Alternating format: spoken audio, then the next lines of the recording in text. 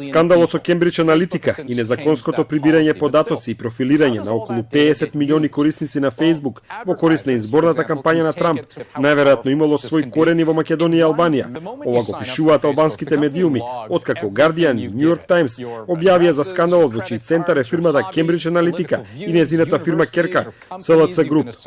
Порталот Фактор во Албанија тврди дека фирмата SLC Group Балкан, чиј прв човек е Никола Спасов, правела ваков тип на профилирање во Албанија. Спасов, кој во Македонија е директор на агенцијата Рейтинг, за Телма тврди дека станува збор за недоразбирање, бидејќи истражувањето било наменето за конференција за дигитален маркетинг, а го спровело Рейтинг, а не SLC Group.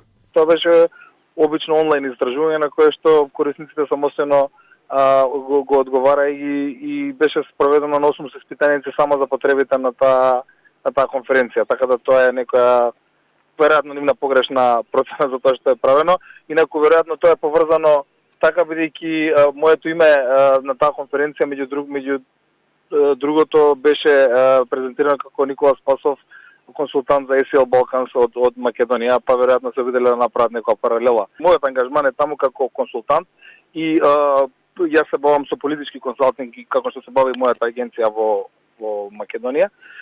И од тој тип на анализи, таков тип на психографски профилирање и како се таргетирање се немаат работено во овој регион. Според Спасов, во САД е легално да се купат сет од лични податоци за користење на вакви цели, но тоа не може да се направи и во Европа. И анализи, напредни анализи на психографско таргетирање за кои што сега се спори дека се правени на нелегален начин и така натаму, се однесуваат само за американскиот пазар, бидејќи единствено таму и реално може на тој начин да се спроведуваат. Фактор објавува дека клиенти на SLC на Балканот биле политичарите Еди Рама во Албанија, Александар Вучич и Томислав Николич во Србија, како и Сергеј Станишев во Бугарија.